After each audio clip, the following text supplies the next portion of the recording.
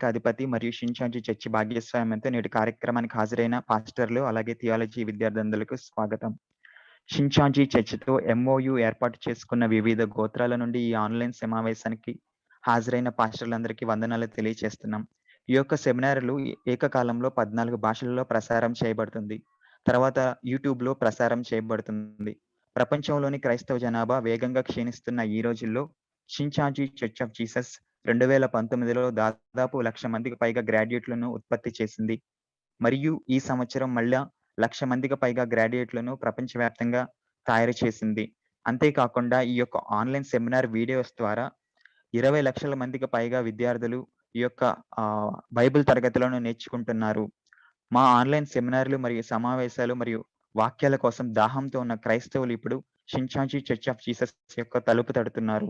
ఇటువంటి ఆహ్, గొప్పగా ప్రజలు ఇక్కడ చేరుకోవడానికి గల ప్రధాన కారణం షించాంజీ చర్చ్ ఆఫ్ జీసస్ యొక్క ప్రధాన పాస్టర్, చైర్మన్ మ్యాన్ హీలీ ఏ విధంగా అయితే ప్రకటన 10లోని యేసు ఆజ్ఞల ప్రకారం సంఘాలకు ఈ యొక్క ఉపమానాలను, వాటి యొక్క పరలోక రాజ్య రహస్యాల వాక్యాలను వెల్లడి చేస్తున్నారు. ప్రపంచంలోని విశ్వాసులు నేటి అంధకార విశ్వాసంలో ఉంటున్న వీరు ఎంతో మంది విశ్వాసులని నేడు ఈ వాక్యం ద్వారా వాళ్ళ యొక్క కళ్ళు తెరిపించి వారిని ప్రధాన మార్గంలో నడిపిస్తున్నారు.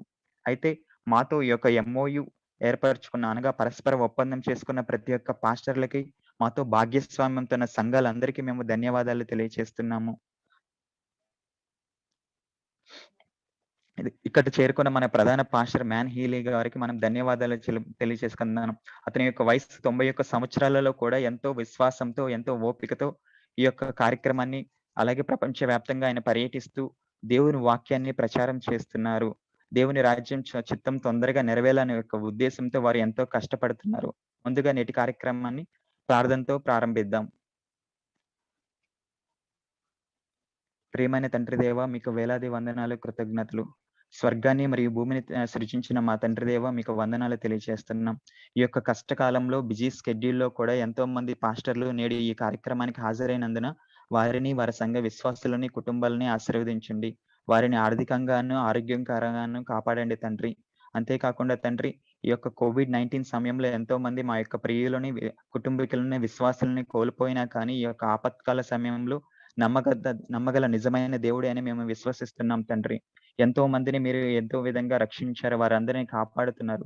మీ యొక్క వాక్కు ద్వారా మమ్మల్ని మీ యొక్క జీవనంలో నడిపిస్తున్నారు తండ్రి. అయితే ఈ యొక్క కోవిడ్-19 కొరకు ఎవరైతే పోరాడుతున్నారో, వాటికి వ్యతిరేకంగా పోరాడుతున్న వైద్య సిబ్బంది కొరకు మేము ప్రార్థిస్తున్నాం. వారిని రక్షించండి.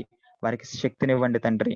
అంతేకాకుండా తండ్రి దేవ, ఇంతకుముందు మేము మా యొక్క అజ్ఞానంతో గాని, మరి పట్టించకపోవటం వల్ల కానీ తండ్రి, ఈ యొక్క ఉపమానాలను, పరలోక రాజ్య రహస్యాలను నెగ్లెక్ట్ చేసినందుకు మమ్మల్ని మన్నించండి.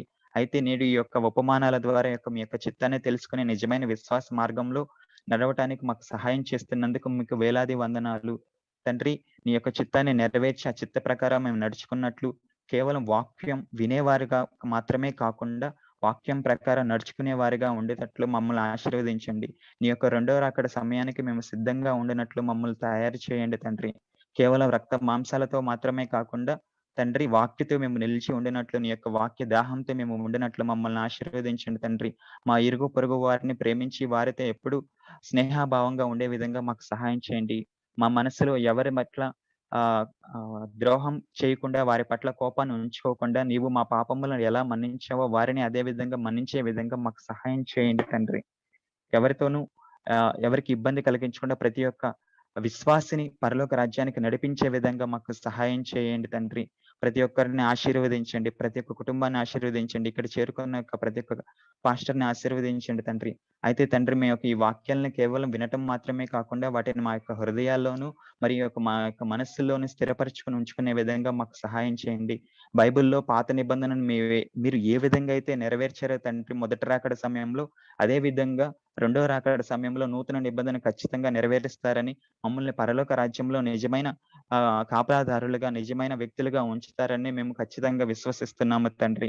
నీ యొక్క పరలోక రాజ్యానికి చేరుకొని అక్కడ మరణం లేకుండా నిత్యం జీవించే విధంగా మమ్మల్ని ఆశీర్వదించండి మా ప్రభువా, మా దేవా. తండ్రి, ఈ యొక్క వాక్యాల ద్వారా ప్రతి ఒక్కరు వారి యొక్క ఏ విధంగా అయితే లోకానుసారమైన విషయాలతో మరణించి ఉన్నారో తండ్రి, వారందరినీ ఈ యొక్క వాక్యంతో నిద్ర లేపండి. వారందరినీ నిజమైన జీవానికి తీసుకురండి తండ్రి. మేము లోక విషయాలు మృతులము కాకుండా ఉండనట్లు మమ్మల్ని కాపాడండి. తండ్రి, మీరు చెప్పారు తండ్రి, శిష్యులు వారు లోకానికి సంబంధించిన వారు కాదు, నీకు సంబంధించిన వారు అని. అదే విధంగా తండ్రి, ఇక్కడ ఉన్న విశ్వాసులంతా మేమంతా కూడా లోక సంబంధికులం కాదు తండ్రి, మీ సంబంధికులమే. మాకొచ్చిన దుఃఖాల్లో కానీ, కష్టాల్లో కానీ ఎటువంటి వాటిల్లో కృంగిపోకుండా ధైర్యంగా మీ యందు నడవాలని మేము కోరుకుంటున్నాం మా దేవ. తండ్రి, ప్రతి ఒక్కరిని ఆశీర్వదించండి. మేము మరి నీ చిత్తాన్ని నెరవేర్చి మీరు వచ్చే వరకు మా యొక్క విశ్వాసాన్ని, రక్షణని కాపాడుకునే విధంగా ఉండి, అంతేకాకుండా మా యొక్క సంఘ సభ్యులను కూడా ప్రధాన మార్గంలో నీ యొక్క చిత్త మార్గంలో నడిచే విధంగా మాకు సహాయం చేయండి. మీ యొక్క వాక్యాన్ని మా మనసులో ఉంచండి తండ్రి. మా యొక్క సొంత తలంపులతో కాదు గాని తండ్రి, నీ యొక్క వాక్యం ప్రకారమే నడుచుకునే విధంగా మాకు సహాయం చేయండి. తండ్రి దేవ, ఈ యొక్క మనవులన్నీ యేసుక్రీస్తు నామమున ప్రార్థన చేస్తున్నాం తండ్రి. ఆమేన్. అయితే ఈ యొక్క సెప్టెంబర్ షించాంచి చర్చ్ ఆఫ్ జీసస్ యొక్క ఎంఓయు అనగా పరస్పర ఒప్పంద పత్రకాలు చర్చిలతో భాగస్వామి ఏ విధంగా మొదలైందో నేను మీతో మొదట తెలియజేసుకోవాలనుకుంటున్నాను. సెప్టెంబర్ 2021 నుండి షించాంచి చర్చ్ ఆఫ్ జీసస్ ప్రతి ఒక్క దేశంలోని వివిధ దేశాల్లోని యొక్క ప్రతి ఒక్క పాస్టర్లతోనూ కలిసి వారితో ఈ ఒప్పందాన్ని ఏర్పరచుకుంటుంది. కాబట్టి మొదటగా సెప్టెంబర్ 26న ఉగాండా గాడ్స్ డిసెన్స్ వర్షిప్ చర్చి మరియు షించాంచి చర్చ్ ఆఫ్ జీసస్ మొదటిగా ఒక పరస్పర ఒప్పందం అనగా ఎంఓఈ ఏర్పాటు చేసుకున్నాయి. అదే విధంగా ఈ విధంగా మొదలైన ఈ యొక్క కార్యక్రమం నేడు ఈ సంవత్సరం మార్చి 26 నాటికి దాదాపు 67 దేశాలకు చెందిన చర్చిలు అనగా ఇండియా, దక్షిణ కొరియా, అమెరికా, జర్మనీ నుంచి పలు సంఘ కాపరులతోనూ చర్చిలతోనూ అనగా 958 చర్చిలు, అలాగే 2145 మంది పాస్టర్లు ఈ యొక్క షించాంచి చర్చ్ ఆఫ్ జీసస్ పరలోక రాజ్య రహస్యాలు, ఉపమానాలపై అనే సెమినార్ పైన సంతకం చేసి బైబిల్ విద్యను నేర్చుకుంటున్నారు. ఈ యొక్క విధంగా దేవుడి యొక్క చిత్తాన్ని నెరవేర్చటం, మనకి ఏ విధంగా అయితే జీవవాక్యం ఉచితంగా వచ్చిందో అదే ఉద్దేశంతో ఈ వాక్యాన్ని కూడా అందరికి ఉచితంగా ఇవ్వాలనే ఉద్దేశంతోనే ఈ యొక్క దేవుని కార్యాన్ని ప్రారంభించటం జరిగింది. మొదటగా మేము ఎవరైతే ఈ యొక్క చర్చిలతో మాతో షించాంచి చర్చ్ ఆఫ్ జీసస్ తో ఎవరైతే ఎంఓఈ ఏర్పరచుకున్నారో వారి యొక్క అభిప్రాయాలను కూడా వినాలనుకుంటున్నాము. మొదటగా మనకు అమెరికా నుండి న్యూ జనరేషన్ చర్చ్‌కి చెందిన పాస్టర్ ఎన్రిక్ గోంజలెంజ్ ఉన్నారు. అతను షించాంచి నుండి వాక్యం విన్న తర్వాత అతను షించాంచి ఉపన్యాసం పంపమని అభ్యర్థించాడు. ఇప్పుడు అతని కుటుంబం మరియు దాదాపు 100 మంది చర్చి సభ్యులు షించాంచి యొక్క వాక్యాన్ని చురుకుతో చాలా ఉత్సాహంతో వింటూ ఉన్నారు. రెండవది మనకి ఎల్ సెల్వడార్‌కి చెందిన క్రైస్ట్ మిషన్ చర్చ్‌కి చెందిన జో శాంటోస్ ఉన్నారు. అతను ప్రస్తుత వాక్యాలు నేర్చుకుంటున్నారు. అతని యొక్క సంఘానికి 75 మంది సంఘ సభ్యులకు ఈ వాక్యాన్ని బోధిస్తున్నారు. అతనితో పాటు అతని భార్య కూడా తరగతిలో చేరి నేర్చుకుంటున్నారు. మూడవ వ్యక్తి ఫిలిప్పీన్ నుండి పాస్టర్ మరియా లౌరోని, ట్రావెర్స్ గలోరి మరియు జాన్ ఎన్రిక్ ఉన్నారు. పాస్టర్ మరియా మొదటగా షించాంచి యొక్క వాక్యాన్ని అధ్యయనం చేయటం ప్రారంభించారు. ఇప్పుడు ఆమె ఆమె సంఘంలో 30 మంది విశ్వాసులకి ఈ వాక్యాన్ని అందజేస్తున్నారు. స్థానిక ప్రాంత పాస్టర్ల సంఘ అధిపతి అయిన మరియు ప్రొఫెసర్‌గా పనిచేస్తున్న పాస్టర్ జూన్ షించాంచి యొక్క వాక్యాలను, వాటి యొక్క సాక్ష్యాలను విని ప్రోత్సహిస్తున్నారు. నాలుగవది మనకి భారతదేశం నుండి పెంతెకోస్త్ చర్చ్ యొక్క పాస్టర్ బబుల్ కుమార్ గారు. అతను ప్రకటన గ్రంథం సెమినార్‌ని హాజరయ్యి వాటి ద్వారా ప్రేరేపణ పొంది దాదాపు 44 మంది ఇతర పాస్టర్లు కూడా షించాంచి చర్చ్ ఆఫ్ జీసస్ యొక్క మిషన్ సెంటర్‌కి పరిచయం చేశారు. ఐదవది దక్షిణాఫ్రికా చెందిన రెవల్యూషన్ సెమినార్‌లో చేరిన పాస్టర్లు ఎంఓయూపై సంతకం చేశారు. వారు ఈ బైబిల్ కోర్సుని అందించమని వారు మమ్మల్ని అభ్యర్థించారు. తద్వారా వారు ప్రవచనాలను వాటి యొక్క నెరవేర్పు తరగతిలో చేరి ఈ యొక్క బైబిల్ విద్యలో పురోగతి సాధిస్తున్నారు. ఆరవగా మడ్గాస్కర్‌కి చెందిన 28 పాస్టర్లు బైబిల్ మిషన్ సెంటర్‌లో చేరి ఈ యొక్క కోర్సులను నేర్చుకుంటున్నారు. వారిలో ఒకరు రెవల్యూషన్ అనగా ప్రకటన గ్రంథం సెమినార్‌కి హాజరయ్యి వాటి ద్వారా పరంత మందిని విశ్వాసులని ఈ యొక్క వాక్యం వైపు నడిపిస్తున్నారు మరియు దేవునికి వారి యొక్క జీవితాన్ని అంకితం చేస్తున్నారు. ఈ యొక్క కరోనా క్లిష్ట పరిస్థితుల్లో కూడా ఎంతో మంది విశ్వాసులు ఆన్‌లైన్ ద్వారా ఈ యొక్క వాక్యాన్ని నేర్చుకుంటున్నారు. మార్చి 19న షించాంచి మిషన్ సెంటర్ మనమంతా ఒక్కటే అనే థీమ్‌తో క్రీడా దినోత్సవాన్ని నిర్వహించింది. దాదాపు దీంట్లో 177 మంది విశ్వాసులు పాల్గొన్నారు. మరియు ఈ కార్యక్రమాన్ని నిర్వహించినందుకు వారు ఎంతో సంతోషంతో, కృతజ్ఞతతో ఉన్నారు. అదే విధంగా పాకిస్తాన్ నుంచి ఒక బైబిల్ విద్యక సంస్థల అధిపతి అయిన ఈ యొక్క వాక్యాన్ని నేర్చుకుని తనతో పాటు 500 మంది విద్యార్థులని ఈ షించాంచి ఎంఓయు పత్రాలపై సంతకం చేసే విధంగా వారిని ప్రేరేపించారు. వారంతా ఈ యొక్క వాక్యాన్ని ఎంతో ఉత్సాహంతో, విశ్వాసంతోనూ వింటున్నారు. వారు కేవలం వినటం మాత్రమే కాకుండా ఈ వాక్యం బైబిల్ ప్రకారం చెప్తున్నారా లేదా అనేది ప్రతిరోజు పరీక్షిస్తూ ఈ యొక్క వాక్యంలో కొనసాగుతూ ఉన్నారు. అంతే కాకుండా అనేక ఇతర దేశాల నుండి షించాంజీతో ఎంఓయూపై సంతకం చేశాయి. మరియు స్పష్టమైన ఫలితాలను, వాటి యొక్క దేవుని యొక్క ఆశీర్వాదాలను పొందుతూ షించాంజీతో పరస్పర ఒప్పందం చేసుకుంటున్నారు. ఇదే విధంగా ఇప్పుడు మనం 'షించాన్జీ చర్చ్ ఆఫ్ జీసస్‌తో' ఎంఓయూపై సంతకం చేసిన యొక్క పాస్టర్‌లు వారి యొక్క అభిప్రాయాలను మనం తెలుసుకుందాం. మొదటిగా రిపబ్లిక్ ఆఫ్ కొరియా నుండి పాస్టర్ కిమ్ డాంగ్స్ నుండి 'షించాన్జీ చర్చ్ ఆఫ్ జీసస్‌తో' ఎంఓయూ సంతకం చేయటానికి ఆయన ఎలా వచ్చాడో, మరి ఈ వాక్యాన్ని విన్న తర్వాత అతను ఎలాంటి అవగాహన పొంది ఉన్నాడో, ఈ వాక్యాన్ని వినకముందు అతను ఎలాంటి విశ్వాసంలో ఉన్నాడో అనేది అతని యొక్క సొంత మాటల్లో మనం తెలుసుకుందాం.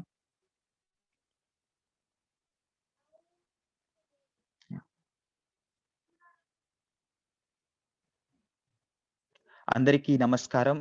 నేను సౌత్ కొరియా నుంచి వచ్చాను. నేను ఇంతకుముందు నా విశ్వాసం ప్రకారం నేను కేవలం చనిపోయిన తర్వాత పరలోకానికి వెళతాను. కేవలం యేసుక్రీస్తుని నమ్మటం ద్వారా మాత్రమే నేను పరలోకానికి చేరగలను. లేదా మరింత మంది విశ్వాసులని దేవుని వైపు నడిపిస్తే వాళ్ళని గుడ్డిగా యేసుని నమ్ముకుంటే చాలు అన్న ఉద్దేశంతో నేను ఉండేవాడిని. కానీ నేను షించాంజీ చర్చ్ ఆఫ్ జీసస్‌కొచ్చాక ఆహ్, నిజమైన యొక్క పరలోక రాజ్య చిత్తాన్ని నేర్చుకున్నాను. మన నిత్య జీవాన్ని ఎలా పొందగలం? మరి యేసు ఏ విధంగా వస్తాడు? తన యొక్క చిత్తాన్ని ఏ విధంగా నెరవేరుస్తాడు?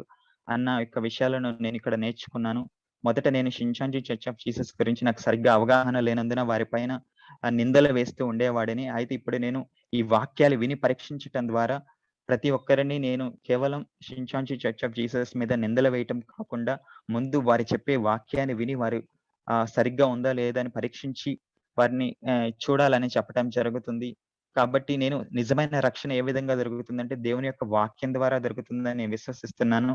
కేవలం మనం చనిపోవటం మాత్రమే కాకుండా మనం బతికి ఉండగానే దేవుని యొక్క చిత్తం నెరవేర్చి పరలోక రాజ్యాన్ని ఏర్పరచగలము అని నేను విశ్వసిస్తున్నాను. ఈ వాక్యాలు నా మనసులో ఉంచుకొని అదే విధంగా నేను పూర్తిగా నేర్చుకొని ఇతరులకు గూడా నా యొక్క సంఘ విశ్వాసులకు కూడా వీటిని వెల్లడిపరచాలని నేను కోరుకుంటున్నాను. అంతే కాకుండా ప్రతి ఒక్క పాస్టర్‌లు, ప్రతి ఒక్క విశ్వాసి క్రిస్టియన్స్ అంతా ఈ యొక్క వాక్యాన్ని ఖచ్చితంగా వినాలి. ఆ విధంగా దేవునిలో మనమంతా ఒక్కటిగా ఉండాలని నేను కోరుకుంటున్నాను. తద్వారా మనం యేసుక్రీస్తుని స్వీకరించి, ఆయన యొక్క శరీరంలో ఏక భాగంతో ఉంటామని, ఆయన యొక్క చిత్తాన్ని నెరవేర్చేవారిగా ఉంటామని నేను కోరుకుంటున్నాను. మనమంతా విడిగా ఉండకూడదు. క్రై క్రైస్తవులంతా ఒకే విధంగా, ఒకే శరీరంగా ఉండాలి. మనలో మనం గొడవలు ఆడుకోకుండా అందరం ఒకే విధంగా కలిసిమెలిసి ఉండాలి. ఇదే దేవుని యొక్క చిత్తం. ఆ విధంగా ఈ వాక్యం ద్వారా ప్రపంచంలో ఉన్న విశ్వాసులందరూ మనం కలిసి ఉంటామని నేను కోరుకుంటున్నాను. కాబట్టి ఇంతకు ముందు ఉన్న నా యొక్క అంధవిశ్వాసాన్ని వదిలివేసి, నేను పూర్తిగా దేవునిలో నిజమైన స్థిరమైన వ్యక్తిగా ఉంటానని, అలాగే మరింత మంది పాస్టర్‌లను, అలాగే విశ్వాసులను ఈ వైపు నడిపిస్తానని నేను కోరుకుంటున్నాను.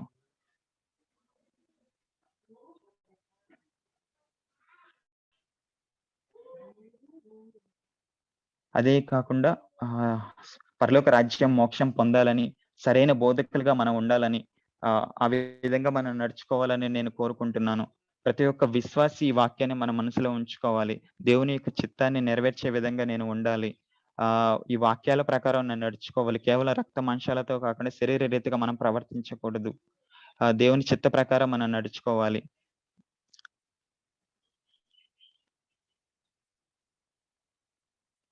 Can you forward this instructor?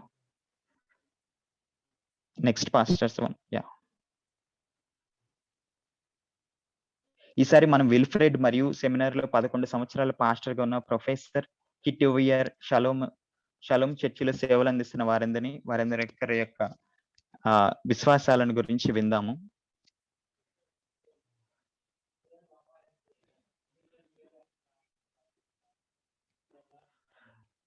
ప్రియమైన సంఘ సభ్యులందరికీ నమస్కారాలండి. నేను ఈ యొక్క వాక్యాన్ని వినే ముందు నేను కూడా నా విశ్వాసం వీరి మీద ఎంతో అనుమానంతో ఉండేవాడిని. షించాంజీ చర్చ్ ఆఫ్ జీసస్ సరైన వాక్యాన్ని అందిస్తుందా లేదా అనేది తెలుసుకోవటానికి వారికి అది చెప్తుంది కరెక్ట్‌గా వింటాలే అనుమానం యొక్క ఉద్దేశంతోనే నేను ఈ యొక్క బైబిల్ తరగతులు జాయిన్ జరిగింది. అయితే ఎప్పుడైతే ఈ యొక్క వాక్యాన్ని పూర్తిగా విన్నానో, వారు చెప్పేది కరెక్టా కాదా అని బైబిల్‌లో చెప్పి పరీక్షిస్తున్నానో, అప్పుడే వీరు చెప్తుంది కరెక్ట్ అని విశ్వసించాను. వారు మత్తయి 7 అధ్యాయం 21 వచనంలో చెప్పినట్లుగా ప్రభువా! ప్రభువా! అని పిలిచిన ప్రతి ఒక్కరు పరలోకానికి చేరరని చెప్పటం జరిగింది. ఆ విధంగా విశ్వాసం అనేది కేవలం మన యొక్క సొంత ఆలోచనల ప్రకారం ఉండకూడదు. దేవుని యొక్క చిత్త ప్రకారం మనం నడుచుకోవాలి. ఆ విధంగా మనం దేవుని చిత్త ప్రకారం నడుచుకొని, దేవుని యొక్క రాజ్యాన్ని సుస్థిరం చేసే విధంగా మనందరం కలిసి ఉండాలి. వీరు చెప్పే వాక్యం మనంతా విశ్వాస ప్రకంగా ఉండాలి. ఎవరు విశ్వాసాన్ని కోల్పోకుండా జాగ్రత్తగా మనం కాపాడుకుంటూ ఉండాలి. కేవలం మనకు తెలిసిన దానితోనే మనం విశ్వాసంలో ఉంటాం అనేది చాలా అబద్ధం అవుతుంది. దేవుడి యొక్క పరలోకాన్ని చేరాలంటే ముందుగా మనం ప్రవచనాన్ని, వాటి యొక్క నెరవేర్పుని గూడా మనం తెలుసుకోవాల్సిన అవసరం ఉంటుంది. ప్రతి ఒక్కరు ఈ ప్రవచనాన్ని చదివి నేర్చుకోవాలి. ఎందుకంటే మొదటి రాకడలో ఏ విధంగా అయితే ఇజ్రాయెల్ యొక్క ప్రజలు వారు తమ యొక్క అంధ విశ్వాసంతో యేసుక్రీస్తు నిజ రాకడ సమయంలో కూడా ఆ యేసుక్రీస్తుని గుర్తించలేదు. వారికి ప్రవచనం తెలిసినా కానీ, వారు బైబిల్ చదివినా గాని యేసుక్రీస్తుని గుర్తించలేదు. ఎందుకంటే వారు దాని యొక్క నెరవేర్పుని అర్థం చేసుకోలేకపోవటం వల్లనే. కాబట్టి ఇప్పుడు ఈ విశ్వాసులుగా ఉన్న మనము యేసుక్రీస్తు రెండో రాకడ తెలిసిన వారు మనమైన మనము ఏ విధంగా ఆయన మొదటి రాకడలో తన ప్రవచనాలు ఏ విధంగా లేఖనాల్లో ఉన్న వాటిని ఏ విధంగా నెరవేర్చారో, అదే విధంగా రెండో రాకడలో కూడా ఖచ్చితంగా నెరవేరుస్తారని మనకు తెలుసు. కాబట్టి వాటిని మనకు తెలుసు కాబట్టి, మనం ఆయన్ని గుర్తించటానికి సిద్ధంగా ఉన్నామా లేదా అనేది మనల్ని పరీక్షించుకోవాలి. అప్పుడు మొదటి రాకడలో ఉన్న పరిసయ్యులు, సద్దూకయ్యులు బైబిల్ చదివారు. వారికి వాక్యాలంతా తెలుసు. అయినా వారు యేసుక్రీస్తుని గుర్తించలేకపోయారు. ఎందుకు గుర్తించలేదంటే వారి యొక్క ప్రవచనాన్ని అర్థం చేసుకోలేకపోవటం వల్లే. కానీ రెండో రాకడకి సిద్ధంగా ఉన్న మనము వాటిని అర్థం చేసుకోగలమా? ఆయన యొక్క రెండో రాకడని నిజంగా స్వాగతించగలమా? ఎందుకంటే మొదటి రాకడలో కూడా యేసుక్రీస్తు యొక్క రాకడ ఆహ్, ఆయన ప్రవచనాల్లోనూ, ఆయన రాకడ గురించి మొదటగా ఉపమానాల్లోనూ, ప్రవచనాల్లో చెప్పడం జరిగింది. అప్పటి ప్రజలకి వాటి యొక్క ఉపమానాల అర్థం తెలియకపోవటం వల్ల వారిని యేసుని గుర్తించలేకపోయారు. ఇప్పుడు రెండవ రాకడ గూడా యేసుక్రీస్తు రెండవ రాకడ గూడా ఉపమానాల్లోనూ, ప్రవచనాల్లో చెప్పటం జరిగింది. వాటిని మనం ఖచ్చితంగా అర్థం చేసుకొని తీరాలి. వాటిని మన యొక్క వాస్తవికాలను తెలుసుకోవాలి. షించాంజీ చర్చ్ ఆఫ్ జీసస్ వాటి యొక్క వాస్తవాలను, వాటి యొక్క అర్థాలను వివరిస్తుంది. అంతేకాకుండా ప్రపంచంలో అన్ని భాషలకు చేరే విధంగా వారు సహాయం చేస్తున్నారు. కాబట్టి వాటిని మనం మనస్ఫూర్తిగా విని, వినటం మాత్రమే కాకుండా మన యొక్క సంఘ విశ్వాసాలు కూడా తెలియచెప్పాలి. కాబట్టి ప్రతి ఒక్కరి యొక్క బైబిల్ క్లాసుల్ని ఆహ్, ఎంతో శ్రద్ధగా విని దేవుని యొక్క రాజ్యంలో నడిచే విధంగా ఉంటారని నేను ఆశిస్తున్నాను. మనం తప్పుడు బోధనలు బోధించకూడదు. మన పాస్టర్‌లుగా ఉన్న మనము మన యొక్క సొంత ఆలోచనలతో విశ్వాసాలను తప్పుదారిలో నడిపించకూడదు. మనం వారిని సరైన మార్గంలో నడిపించాలి. మనం వాక్యం తెలియకపోతే మనము అంధులుగా ఉంటాము. కళ్ళు లేని వారు ఏ విధంగా సరిగ్గా నడిపించలేరో, మన వాక్యం కూడా అలాగే మనలో లేకపోతే వారిని విశ్వాసులని మనము సరైన మార్గంలో నడిపించలేము. కాబట్టి ముందు మనము వాక్యంలో కళ్ళు తెరుచుకుని ఉండాలి.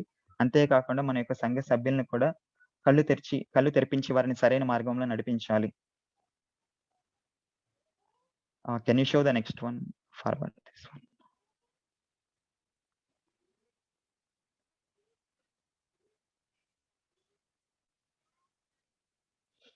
ఇప్పుడు నేను అనుభవించిన విషయాల గురించి దేశంలో 1 minute.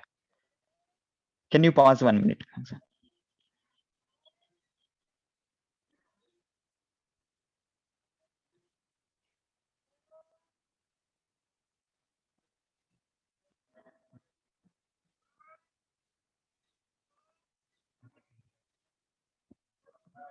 Yeah! You can play.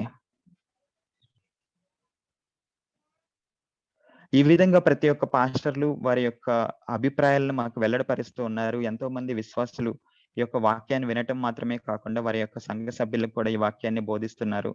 వారందరిని మేము అభినందిస్తున్నాము. వారందరి పట్ల మేము ఎంతో సంతోషంగా ఉన్నాం. కాబట్టి ఈ యొక్క బైబిల్ స్టడీ కేవలం వారికి బోధించడం మాత్రమే కాకుండా వారికి మెటీరియల్స్‌ని కూడా అందిస్తుంది. వారు ఆ మెటీరియల్స్ నేర్చుకొని వారి యొక్క నోట్స్‌గా ఏర్పరచుకొని అంతేకాకుండా ఎంతోమంది సభ్యులు మెటీరియల్స్ ఈ యొక్క వాక్యాన్ని నేర్చుకోవటం మాత్రమే కాకుండా వారు చిన్న పెట్ ఆహ్, తరగతులు అయిన తర్వాత చిన్న చిన్న క్విజ్‌ల్లో కూడా పాల్గొంటున్నారు. ఆ క్విజ్‌లకి సరైన సమాధానాలు పంపిస్తూ వారి యొక్క దేవుడిలో ఏ విధంగా నడుచుకుంటున్నారో వారి యొక్క మార్గాన్ని మనకు తెలియచేస్తున్నారు. కాబట్టి ఈ విధంగా వాక్యం కోసం ఎంతో కష్టపడుతున్న పాస్టర్‌లందరికీ మేము ధన్యవాదాలు, అభినందనలు తెలియచేస్తున్నాము. వారంతా దేవుని రాజ్యం కొరకు పాటుపడుతున్నవారు. వారందరికీ దేవుని యొక్క మార్గంలో నడుస్తున్నారు. వారి మీద దేవుని కృప ఉంటుందని నేను ఖచ్చితంగా విశ్వసిస్తున్నాను. అయితే ఇప్పుడు మనం మన ప్రధాన పాస్టరు మ్యాన్ హీలీ వారిని వారి యొక్క వాక్యాన్ని అందించాల్సిందిగా కోరుచున్నాము. పాస్టర్లు, ప్రపంచవ్యాప్తంగా ఉన్న పాస్టర్లు అలాగే విశ్వాసులందరికీ నేను ధన్యవాదాలు చేస్తున్నాను. మీరందరూ ఇక్కడ హాజరైనందుకు నాకు ఎంతో సంతోషంగా ఉంది. ఆహ్, ఈరోజు నేను ప్రధానంగా మాట్లాడబోయే అంశం ఏమిటంటే, ఈ సమావేశానికి ముఖ్యంగా మార్గనిర్దేశకుడు యేసుక్రీస్తు అతని ద్వారా మాత్రమే మనం ఇక్కడ కలిసి ఉన్నానని నేను విశ్వసిస్తున్నాను. మత్తయి 13 అధ్యాయాన్ని మనం చూసుకున్నట్లయితే గనక, ఆ అధ్యాయంలో ప్రధానంగా మనము పరలోక రాజ్యం యొక్క గ్రంథం చాప్టర్‌గా చెప్పుకోవచ్చు. ఎందుకంటే యేసుక్రీస్తు తన యొక్క శిష్యులతో పరలోక రాజ్యం ఏ విధంగా ఉంటుందన్న విషయాన్ని 6 ఉపమానాల్లో చెప్పుకోవడం జరిగింది. కాబట్టి పరలోక రాజ్యం మనందరికి ముఖ్యమైంది. మనంతా పరలోక రాజ్యానికి చేరుకోవాల్సిన వారం. కాబట్టి ఈ యొక్క వాక్యాలను మనం ఖచ్చితంగా ప్రతి ఒక్క విశ్వాసి స్వీకరించగలడని నేను ప్రార్థిస్తున్నాను. ముందుగా నా గురించి చెప్పాలంటే, నేను చాలా పేద గ్రామీణ ప్రాంతం నుండి వచ్చాను. మరియు నాకు ఇంతకు ముందు ఎటువంటి మతం కానీ, ఎటువంటి ఆహ్, బోధకుడు గాని నాకెవరు బోధించలేదు. నేను మా తాతగారితో వ్యవసాయానికి వెళ్ళే సాధారణ వ్యక్తిని మాత్రమే.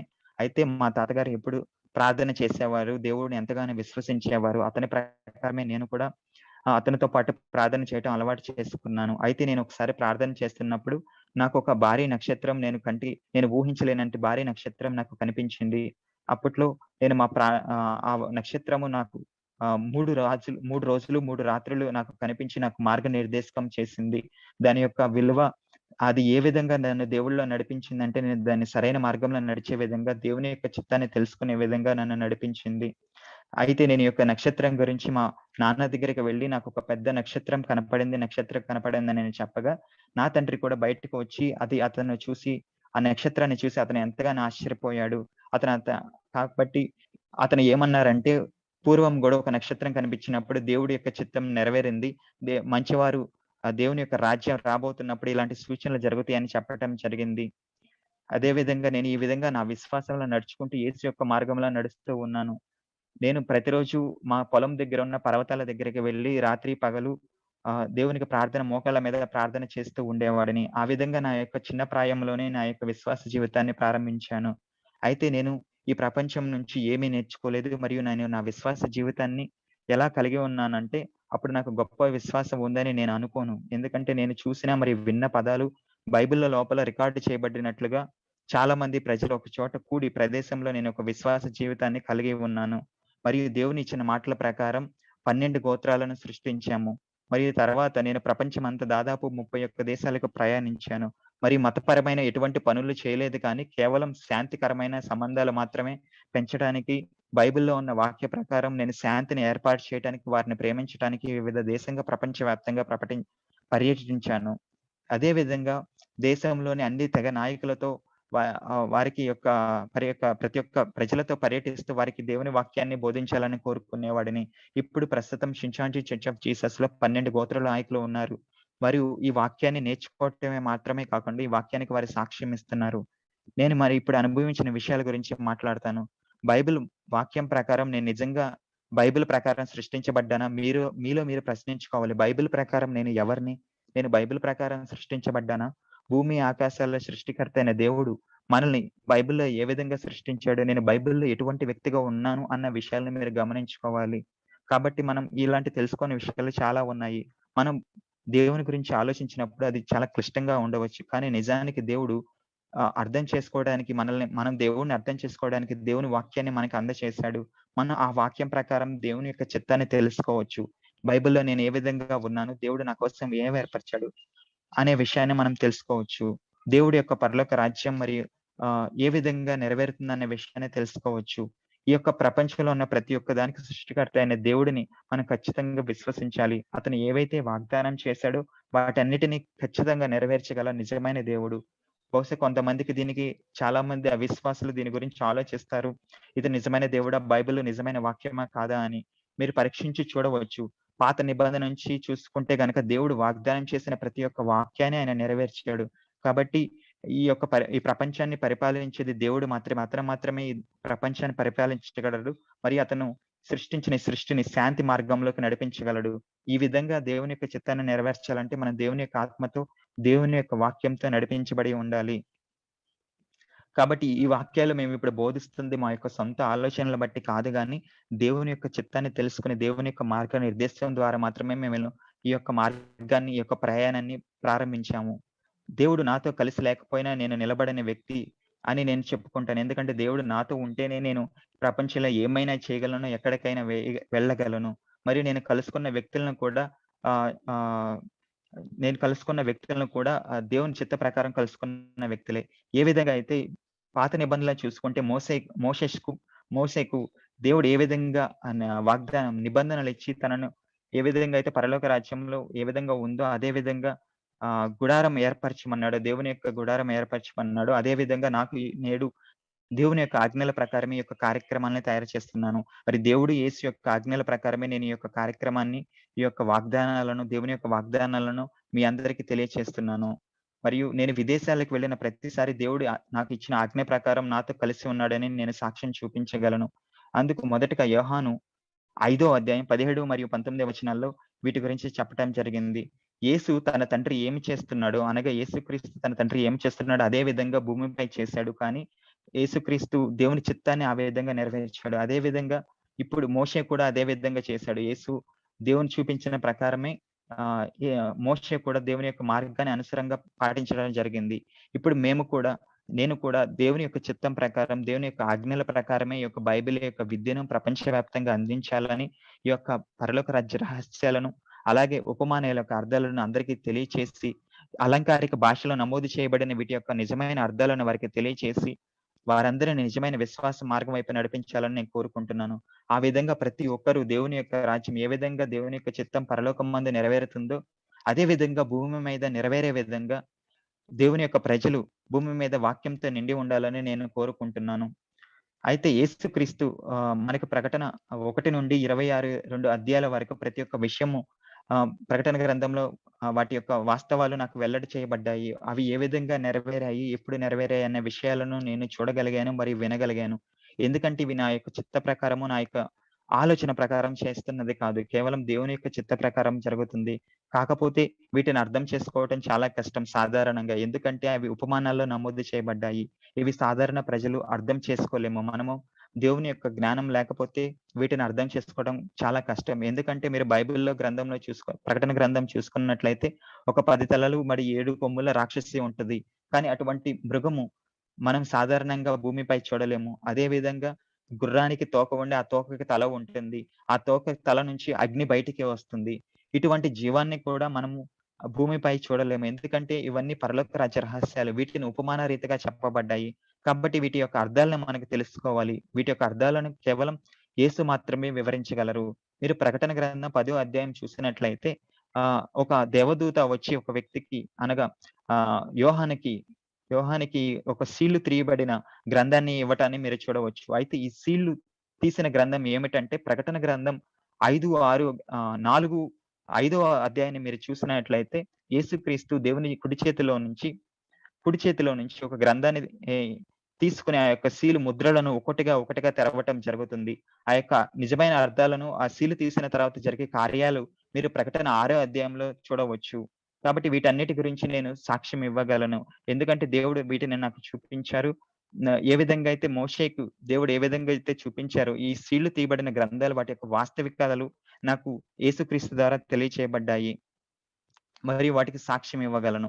ఇది కేవలం నా యొక్క సొంత ఉద్దేశంతో చేస్తుంది కాదు. ఇది కేవలం దేవుని యొక్క కార్యక్రమే దేవుని ద్వారా ప్రారంభించబడింది. మరియు ఇప్పుడు కొంతమంది వ్యక్తులు గుమిగూడటం ప్రారంభించారు. అంతా ఒక చోట చేరి ఈ వాక్యాన్ని నేర్చుకుంటున్నారు. ఈ విధంగా సెమినార్‌లు మనం ప్రపంచవ్యాప్తంగా నెరవేరుస్తున్నాం. ఈ వాక్యాన్ని వినటం ద్వారా మీరంతా దేవుని యొక్క చిత్తాన్ని నెరవేర్చడం జరుగుతుంది. కాబట్టి ప్రతి ఒక్కరు నేను చెప్పేది అని కాకుండా ఈ యొక్క చెప్పే వాక్యాలు, ఈ సెమినార్‌ల ద్వారా జరిగే వాక్యాలు బైబిల్ ప్రకారం ఉన్నాయా లేదా అనేది మీరు పరీక్షించి చూడండి. మీరు ఖచ్చితంగా పరీక్షించి చూస్తే ప్రతిదీ బైబిల్ ప్రకారమే చెప్పటం జరుగుతుంది. దే దేవుని యొక్క ఆత్మతో మనం నడిపించబడతామని, దేవుని యొక్క ఆత్మతో ఈ యొక్క మీరిక్కడి దాకా నడిపించబడ్డారని, ఈ యొక్క వాక్యాలు నేర్చుకుంటున్నారని నేను ఖచ్చితంగా చెప్పగలను. ఈ యొక్క వాస్తవికతను మీరు అర్థం చేసుకుంటారని నేను చెప్పగలను. కాపోతే ఈ యొక్క వాస్తవికతను అర్థం చేసుకోకపోతే, ఈ యొక్క పరలోక రాజ్య రహస్యాలను, ఉపమానాలను తెలుసుకోకపోతే దేవుడు మనల్ని పరలోక రాజ్యంలోకి అనుమతించడు. మనం దేవుని యొక్క చిత్తాన్ని నెరవేర్చలేము.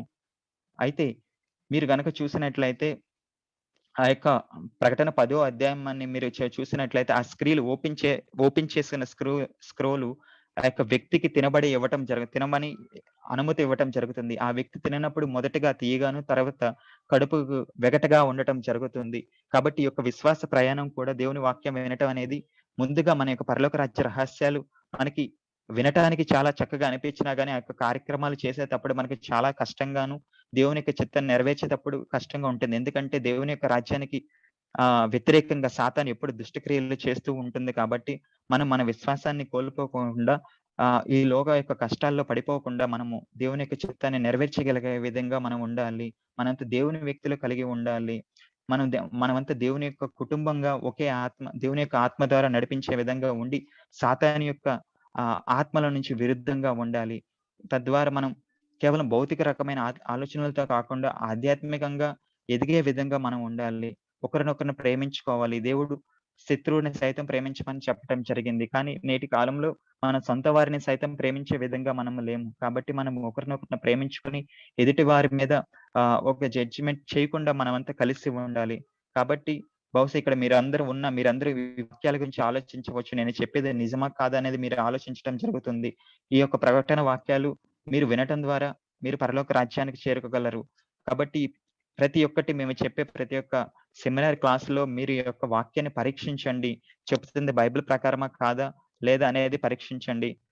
ఆ విధంగా మీరు విని దేవుని యొక్క మార్గంలో నడిస్తే దేవుని యొక్క చిత్తాన్ని మీరు నెరవేర్చగలరు. యేసుక్రీస్తు మొదటి రాకడలో పాత నిబంధన నెరవేర్చాడు. అదే విధంగా ప్రకటన 21 అధ్యాయం 6 వచనంలో కూడా ఇది సమాప్తమైంది అని చెప్పటం జరుగుతుంది. కాబట్టి రెండవ రాకడలో కూడా యేసుక్రీస్తే ఈ యొక్క దేవుని యొక్క రాజ్యాన్ని నెరవేర్చి సమాప్తం చేస్తాడు. ఆ సమయంలో మనకి పాత భూమి మరియు పాత స్వర్గం నశించిపోయి దేవుడు రెండో రాకడలో కొత్త స్వర్గం మరియు కొత్త భూమి సృష్టించబడుతుంది. ఇది కేవలం మనుషులచే సృష్టించబడింది కాదు. దేవుని యొక్క చిత్త ప్రకారం, దేవుని యొక్క వాక్య ప్రకారం పునర్నించబడాలి. అయితే నేను ఆ పాత రాజ్యం, పాత స్వర్గం, పాత భూమి విధంగానే ఉన్నానా? లేదా నేను కొత్త రాజ్యం, కొత్త స్వర్గానికి, కొత్త భూమి, స్వర్గం విధంగా నేను నడుచుకుంటున్నానా లేదా? అయితే దేవుని రాజ్యానికి వచ్చే సమయానికి నేను సిద్ధంగా ఉన్నానా లేదా అనేది మనం ధృవీకరించుకోవాలి. ఓకే.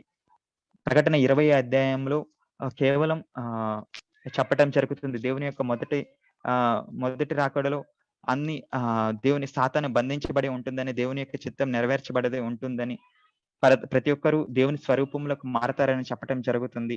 కాబట్టి మనం సాతాను సంతానం నుండి పునరుద్ధానం చేయబడకూడదు. దేవుని స్వరూపంలోనే పునరుద్ధానం చేయబడాలి. కాబట్టి నేను ఏ విధంగా మళ్ళీ పుట్టాలి?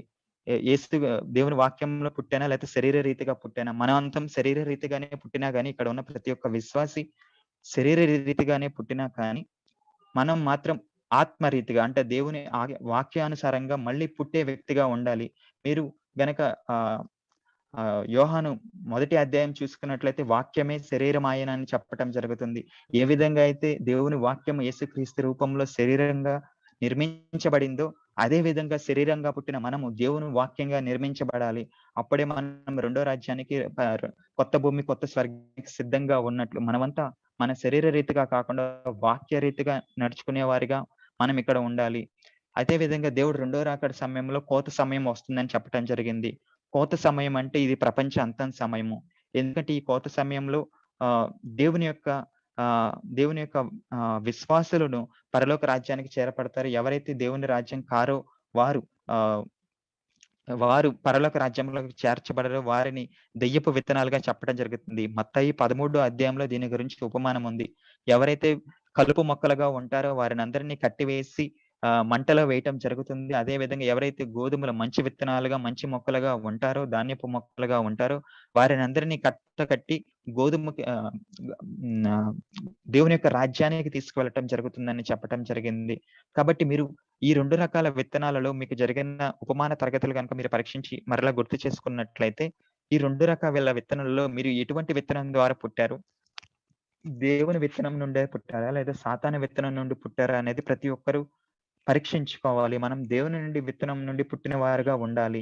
ఆ విధంగా మనం దేవుని రాజ్యాన్ని చేరుకోగలము. దేవుని నుండి విత్తనం పుట్టిన వారు ఫలించగలరు. మంచి ఫలాన్ని ఇవ్వగలరు. విశ్వాసులకు మంచి వాక్యాన్ని అందించగలరు. ప్రకటన గ్రంథాన్ని అలాగే ప్రవచనాలను బోధించగలరు. మీరందరూ ఈ వాక్యాల ద్వారా దేవుని విత్తనం నుండి పొంది ఈ కోతకాల సమయంలో అందరూ సిద్ధంగా ఉంటారని నేను ఆశిస్తున్నాను. మొదటి యోహాను మొదటి అధ్యాయం 4 వచనంలో మీరు చూసినట్లయితే వాక్యమే జీవం అని చెప్పటం జరుగుతుంది. దేవుడు వాక్యం జీవమని, అలాగే అదే వెలుగుగా కూడా చెప్పటం జరుగుతుంది. కాబట్టి దేవుడు వాక్యంలోనే జీవం ఉంది. ఆ వాక్యమే మనకు ఆత్మగా ఉండి, మనల్ని దేవుడి మార్గంలో నడిపిస్తుంది. ఈరోజు మీరందరూ కేవలం చూడటం కోసమే వచ్చిన వారు ఉండరు. అయితే మీరు ఇప్పుడు ఇక్కడికొచ్చారని మీరు అనుకోవచ్చు. కానీ మీ అందరికీ మార్గనిర్దేశం నడిపించేవాడు దేవుడు మాత్రమే. నేను చూస్తున్నాను. ఎందుకంటే దేవుడి నుండి పుట్టిన వారు కూడా చూస్తారు. వారి లోపల దేవుని యొక్క విత్తనం నాటబడి ఉంటుంది. వారు దేవుని కుమారులు. వారు దేవుని కుమారుల నుండి జన్మించారు. ఎందుకంటే వారిలో దేవుని విత్తనం ఉంటుంది. అందుకే నేను మత్తాయి 13 అధ్యాయం గురించి మాట్లాడతాను. ఎందుకంటే ఇది ఈ ఈ యొక్క వచనాలు పరలోక రాజ్యం గురించి జరుగుతుంది. ఈ ప్రజలు అప్పుడు మరి ఈ మాటతో వాగ్దానం చేయబడిన మాటతో సమావేశమయ్యారు. కొత్త నిబంధన ప్రవచనం ఈ ప్రజల హృదయాల ద్వారా ముద్ర వేయబడి ఉంటుంది. మరియు వారు క్రొత్త సృష్టిగా సృష్టించబడ్డారు. మరియు వారి హృదయాల్లో దేవుని యొక్క వాక్యం ఉంచబడుతుంది. వారి హృదయాల్లో ఈ పదాలు ఉంచబడతాయి. వారు ఈ విధంగా దేవుని వాక్యం ద్వారా ముద్రించబడుతూ ఉంటారు. కాబట్టి మనం నేర్చుకోవాల్సింది ఏమిటంటే, మనం దేవుని వాక్యంతో ముద్రించబడి, సీలు వేయబడి, దేవుని యొక్క రాజ్యానికి సిద్ధంగా ఉండాలి. ఈ లోకంలో ఎంతోమంది ఉన్న వాళ్ళందరూ కూడా దేవుడు పిల్లలుగా ఉండలేరని మనకు ఖచ్చితంగా తెలుసు. కేవలం దేవుని సంతానం నుండి పుట్టిన వారు మాత్రమే దేవుని యొక్క పిల్లలు కాగలరు. దేవుడు మనుషులను మనుషులు దేవుడి చేత సృష్టించబడ్డారు. కానీ మనుషులు దేవుని యొక్క మార్గాన్ని నడుచుకోలేదు. ఎందుకంటే ఈ యొక్క ప్రపంచంలో సాతాను యొక్క దుష్ట ఆత్మలు కూడా సంచరించటం, వారిని మోసం చేయటం, వారిని సరైన మార్గంలో నడిపించకుండా సాతాను మార్గానికి నడిపించింది. మీరు గనక నోవహు కాలాన్ని గనక చూసుకున్నట్లయితే, నోవహుకు దేవుడు ఆదేశించటం జరుగుతుంది. మీకు త్వరలో వరదలు వస్తాయి. ఈ ప్రపంచం అంతా తుడిచిపెట్టుకుపోతుంది. కాబట్టి మీరు ఒక పడవ తయారు చేసుకోమని చెప్పటం జరుగుతుంది. కానీ నోవహు చెప్పిన యొక్క దేవుని వాక్యాలను ఎవరు విశ్వసించలేదు. అందరూ నోవహును పట్టించుకోకపోవటం వల్ల వారంతా వరదలో కొట్టుకుపోవటం జరుగుతుంది. యేసుక్రీస్తు రెండవ రాకడ సమయంలో కూడా నోవహు కాలం వలె ఉంటుంది అని చెప్పటం జరుగుతుంది.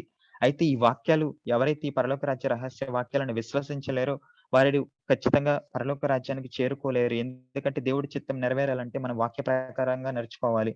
ప్రతి ఒక్కరు మనం విశ్వాసులుగా ఉండాలి. ప్రపంచ ప్రకారంగా నడుచుకోకుండా వాక్య ప్రకారం నడుచుకునే విధంగా ఉండి, మరియు కొత్త స్వర్గం, కొత్త భూమి సృష్టించబడే విధంగా మనం ఉండాలని నేను చెప్తున్నాను. అదే విధంగా ప్రకటన 6వ అధ్యాయంలో మనం గనక చూసినట్లయితే ఎన్నుకొనబడిన ప్రజలు ఉంటారు. దేవుని చేత ఎన్నుకొనబడే ప్రజలు ఉంటారు. వారు అవినీతి పరులుగా మారతారు. ఎందుకంటే వారు దేవుని చేత ఎన్నుకోబడిన ప్రజలుగా ఉన్నప్పటికీ వారందరూ దేవుని వాక్యాన్ని పాటించకుండా దేవునికి ద్రోహం చేసిన వారుగా ఉంటారు. అదే విధంగా ప్రకటన 7వ అధ్యాయంలో చూసినట్లయితే దేవుడిని విత్తనం నుండి పుట్టిన వారు జన్మించబడతారు. వారు ముద్ర వేయబడతారు. వారు 12 గోత్రాలుగా సృష్టించబడతారని, వారు 1,44,000 మందని ప్రకటన 7వ అధ్యాయంలో ఈ యొక్క గొప్ప సత్యాన్ని మనం చూడవచ్చు. వారంతా దేవుని వాక్యంతో జన్మించి, దేవుని వాక్యంతో ముద్రించబడి 12 గోత్రాలుగా ఉంటారని ప్రకటన 7వ అధ్యాయంలో చెప్పడం జరిగింది. ఇదంతా ఒక గొప్ప ప్రక్రియ. దేవుని యొక్క రాజ్యము నెరవేరుతుంది. వారంతా దేవుని ప్రజలుగా ఉంటారు. వారి గొప్ప సమూహంగా దేవుని ముందుకు వస్తారు. వీరు ఈ 1,44,000 మంది 12 గోత్రాలకు సంబంధించిన సమూహాలు. వారంతా దేవుని యొక్క పరలోక రాజ్యంలో దేవునితో కలిసి జీవిస్తారని చెప్పటం జరుగుతుంది. అప్పుడు ఈ దేవుని వాగ్దాన ప్రకారం ఈ వాగ్దానాన్ని నెరవేర్చాలి. ఈ వాగ్దానాన్ని నెరవేర్చాలి. అప్పుడే మనం దేవుని పరలోక రాజ్యాన్ని చేరుకోగలము. దేవుని యొక్క చిత్తాన్ని నెరవేర్చగలము. మనం 12 గోత్రాల్లో ఒక సభ్యులుగా ఉండి, మనము దేవుని యొక్క రాజ్యంలో నివసించగలము. మరియు అదే విధంగా ప్రకటన 7వ అధ్యాయంలో గనక చూసినట్లయితే ఈ 1,44,000 మంది కాకుండా గొప్పగా గొప్ప సమూహ ప్రజలు తెల్లటి వస్త్రాలు ధరించుకున్న వారు వారి యొక్క పాపాలను యేసు రక్తం ద్వారా కడిగించబడి బయటకు వస్తారని చెప్పటం జరిగింది. ఈ తెల్లని వస్త్రాలు ధరించిన గొప్ప సమూహం ఎవరు? వీరు 1,44,000 మంది వేరుగా ఎందుకు ఉన్నారు?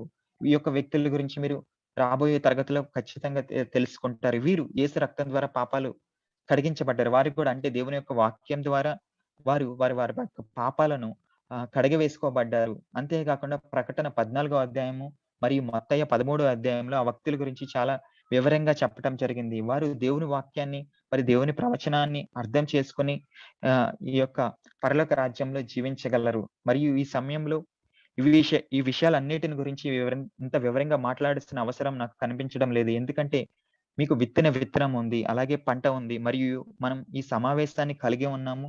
మరియు ఈ సమావేశాన్ని నిర్వహిస్తున్నాము. ఈ వాక్యం మనకు దేవుని యొక్క మార్గం. మరియు ఇది నిత్య జీవానికి మనల్ని నడిపిస్తుంది. అందుకే ఈ రోజంతా మనం ఇక్కడ చేరుకున్నాము. మనమంతా దేవుని యొక్క విశ్వాసులం కాబట్టి ఈ యొక్క మార్గంలో నడుచుకుంటున్నాము. అలాగే మీరు మత్తాయి 24 అధ్యాయం చూసుకున్నట్లయితే ఆ వాక్యాల్లో గమనించినట్లయితే మత్తాయి 24 అధ్యాయంలో యేసుక్రీస్తు చెప్పటం జరిగింది. పరలోక రాజ్యం ఏ విధంగా దేవుని యొక్క రెండో రాకడ ఏ విధంగా ఉంటుంది అని చెప్పటం జరుగుతుంది. మరియు దేవుని యొక్క రాజ్యం వచ్చినప్పుడు విశ్వాసులు ఏ విధంగా ఉంటారు, అలాగే అపవాది ఏ విధంగా విశ్వాసులను మోసం చేస్తాడు అని చెప్పటం జరుగుతుంది. నూతన జెరూసలేము భూమిపైకి ఎలా వస్తుంది? నూతన జెరూసలేము భూమిపైకి వచ్చినప్పుడు ప్రజలు ఏ విధంగా ఉంటారు? వారు సాతానుతో ఏ విధంగా పోరాడాలి? ఏ విధంగా మోసపోకుండా ఉండాలి అనేది చెప్పటం జరుగుతుంది. అదే విధంగా మత్తాయి 24 అధ్యాయంలో కొన్ని సూచనలు చెప్పటం జరుగుతుంది. అపవాది ఏ విధంగా అయితే దేవుని యొక్క మందిరంలో నిలబడి ఉంటాడో, ఆ సమయంలో మీరంతా కొండపైకి చేరుకోండి అని చెప్పటం జరుగుతుంది. ఎత్తైన ప్రదేశాలకు నిలబడి ఉండటం చెప్పటం జరుగుతుంది. అదే విధంగా రెండవ రాకడ సమయంలో ఎవరైతే గర్భిణీగా ఉన్న స్త్రీలు, ఎవరైతే పురిటి నొప్పులు పడుతున్నారో వారందరికీ గొప్ప బాధ ఉంటుందని చెప్పటం జరుగుతుంది. ఈ యొక్క స్త్రీ గురించి అర్థాలు మీరు ఆల్రెడీ మీకింతకు ముందే తెలుసుకున్నారని నేను విశ్వసిస్తున్నాను. స్త్రీ అంటే సంఘ కాపరి అని చెప్పటం జరిగింది. ఒక పురిటి నొప్పులు వచ్చేది ఎవరికో కూడా మీకు తెలుసు. పురిటి నొప్పులు ఏ విధంగా అయితే ఒక సాధారణ స్త్రీకి వస్తాయో, పాస్టర్‌కి అధ్యక్షుడిగా ఉన్న ఒక సంఘానికి అధ్యక్షుడిగా ఉన్న పాస్టర్ కూడా తన యొక్క సంఘ విశ్వాసులు సరైన మార్గంలో నడవకపోతే, తన యొక్క సంఘ విశ్వాసులు దేవుని యొక్క రాజ్యాన్ని తెలుసుకోకపోతే వారికి పురిటి నొప్పుల వలె బాధగా ఉంటుంది. కాబట్టి ఇక్కడ మత్తాయి 24లో చెప్పిన ఈ యొక్క పురిటి నొప్పులు ఏ విధంగా సంఘ పాస్టర్ ఉంటారో, దేవుని యొక్క రాజ్య పాస్టర్ ఉంటారో, వారి యొక్క విశ్వాసులు సరైన మార్గంలో నడవకపోతే ఈ యొక్క బాధను తెలియచేస్తుంది. అదే విధంగా మీరంతా పర్వతాలకి పారిపోవాలి చెప్పటం జరుగుతుంది. ఈ పర్వతాలు అంటే ఏమిటి? ఈ యొక్క విషయాన్ని మనం ఆలోచించాలి. అదే విధంగా ప్రకటన 14 అధ్యాయాన్ని మనం చూసినట్లయితే, ఈ యొక్క పర్వతం గురించి చెప్పడం జరుగుతుంది. ఈ యొక్క పర్వతమే సియోను పర్వతం అని పిలువబడే స్థలము. అది దేవుని యొక్క సింహాసనం మరియు గొర్రెపిల్ల అనగా యేసుక్రీస్తు గూడా అక్కడ ఉండటం చెప్పటం జరుగుతుంది. నోవహు సమయంలో ఏ విధంగా అయితే నోవహు పడవ చేసి దాంట్లోకి చేరుకున్నాడో, రెండవ రాకడ సమయంలో కూడా మనమంతా ఈ యొక్క సియోను పర్వతానికి చేరుకోవాలి. మనం ఈ యొక్క పర్వతానికి చేరుకోపోతే మనము దేవుని యొక్క రాజ్యంలో పొందలేము, రక్షణ పొందలేము. కాబట్టి సాతాను మనల్ని నాశనం చేయకుండా ఉండాలంటే మనం దేవుని వాక్యాన్ని తెలుసుకొని ఈ యొక్క సియోను పర్వతం అంటే ఏమిటి? మరియు ఈ రెండో రాకడ సిద్ధంగా ఉండాలంటే మన యొక్క పర్వతానికి ఎలా చేరుకోవాలి అన్న విషయాన్ని కూడా తెలుసుకోవాలి. అంతేకాకుండా పంట కాలం సమయానికి, కోతకాల సమయానికి మనం ఏ విధంగా సిద్ధంగా ఉండాలి? కోతకాల సమయానికి నేను సరైన విత్తనంగా ఉండి ఫలాన్నిచ్చే పంటగా నేను కలిగి ఉండాలి. దేవుని యొక్క యేసు నాటిన విత్తనం నాలో ఉందా లేదా అనేది పరీక్షించి చూసుకోవాలి. ఇప్పటి వరకు ఈ యొక్క వాక్యాలను నేను ఎందుకు చెప్పానంటే మీరంతా విశ్వసిస్తారని, దేవుని వాక్య ప్రకారం నేను బోధిస్తున్నా లేదా అని మీరు పరీక్షించగలరని చేసుకుంటున్నాను. ఇది నా యొక్క చిత్త ప్రకారం కాదు. దేవుని యొక్క వాక్య ప్రకారమే, దేవుని యొక్క చిత్త ప్రకారమే ఈ వాక్యాలు మీ దాకా చేరబడ్డాయి. అంతేకాకుండా షించాంచిలోని విశ్వాసులు అలాగే యువకులు ప్రతి ఒక్క బోధకులు మీకు సహాయకంగా ఉంటారు. ఈ యొక్క వాక్యాలను బోధించటం ద్వారా మీరు ఈ వాక్యాలను గ్రహించటం ద్వారా మీరు కూడా దేవుని యొక్క రాజ్యంలో భాగ్యస్వాములవుతారని, ఈ వాక్యం ద్వారా ముద్రించబడతారని నేను ఆశిస్తున్నాను. అదే విధంగా మీరందరూ లూకా సువార్త 22 అధ్యాయం 14-22 వచనాలు 14-20 వరకు వచనాలను చూస్తే దేవుడు తన యొక్క ద్రాక్షారసము పాసోవర్ అనగా ఆహ్, రెండవ రాకడ వచ్చే సమయానికి అందరూ సిద్ధంగా ఉండాలని తన యొక్క రక్తము, శరీరాన్ని ఇది కొత్త నిబంధనగా ఉంచటాన్ని చెప్పటం జరుగుతుంది. ఆ రోజు ఆ రోజు రాత్రి పస్కా రాత్రిగా మనం చూడవచ్చు.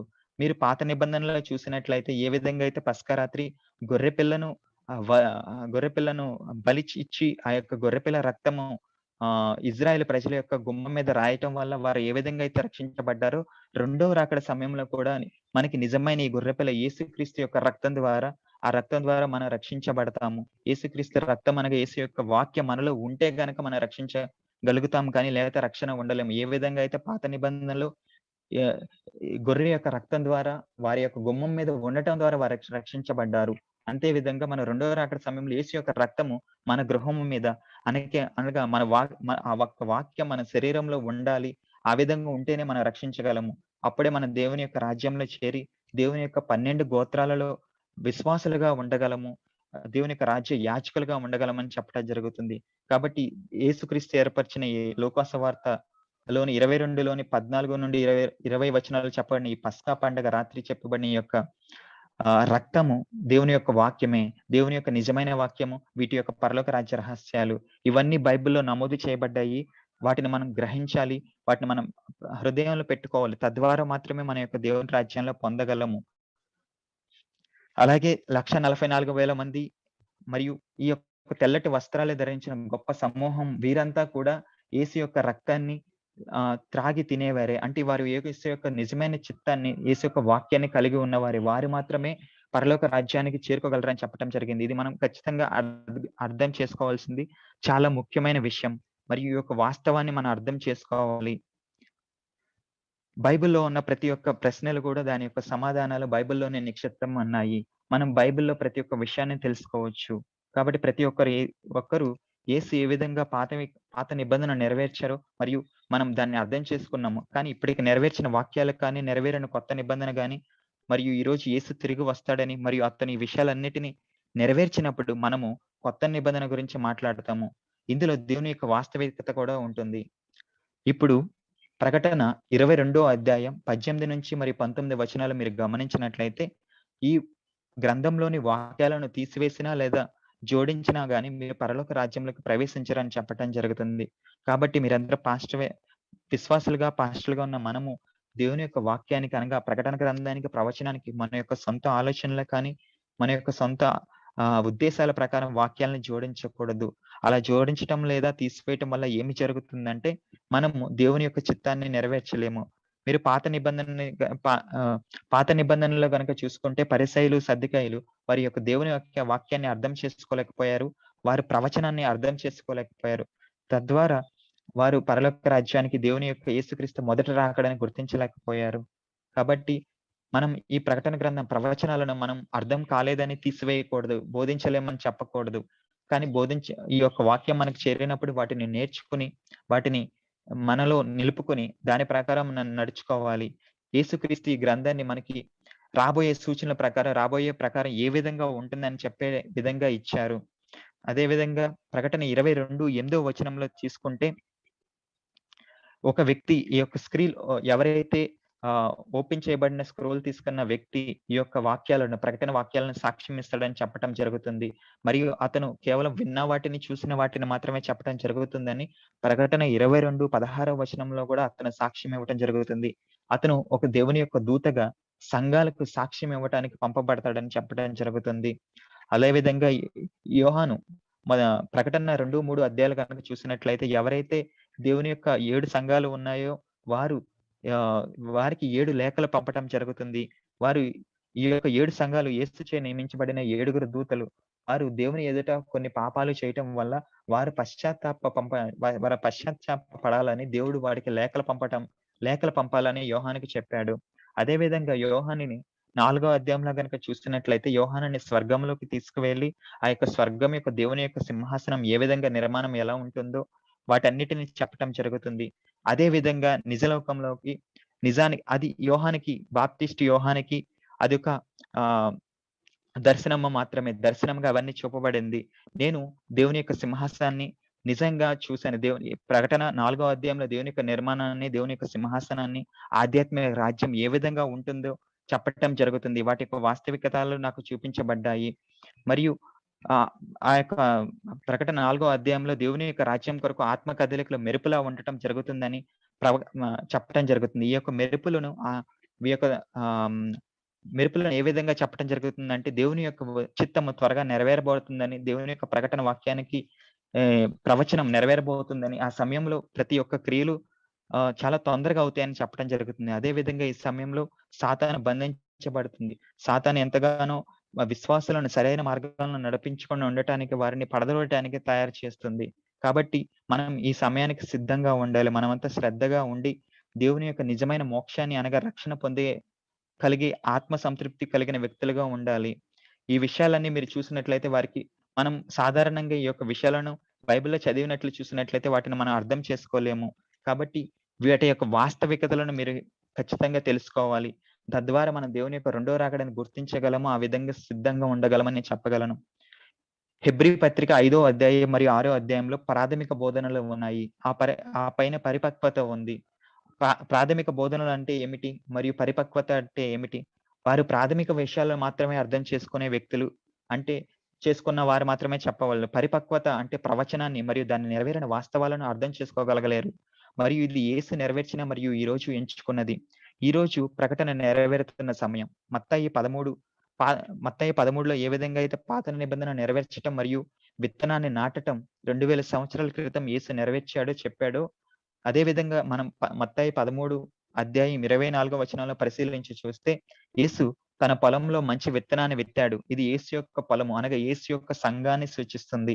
అప్పుడు యేసు చర్చి. అతను అక్కడ మంచి విత్తనాన్నే నాటాడు. కానీ అతని ప్రజలు కానీ అతను నిద్రిస్తుండగా కొంతమంది దుష్టుడు వచ్చి ఆ యొక్క యేసు యొక్క విత్తనాల మధ్య గోధుమల మీద కలుపు మొఖాల విత్తనాన్ని, రెండవ రకాల విత్తనాలు కూడా నాటడం జరిగింది. కాబట్టి పొలంలో అనగా యేసు యొక్క సంఘంలో ఇప్పుడు 2 రకాల విత్తనాలు ఉంటాయి. ఆ 2 రకాల విత్తనాలు ఏంటంటే, ఒకటి దేవునికి సంబంధించిన విత్తనాలు, రెండోది సాతానుకు సంబంధించిన విత్తనాలు.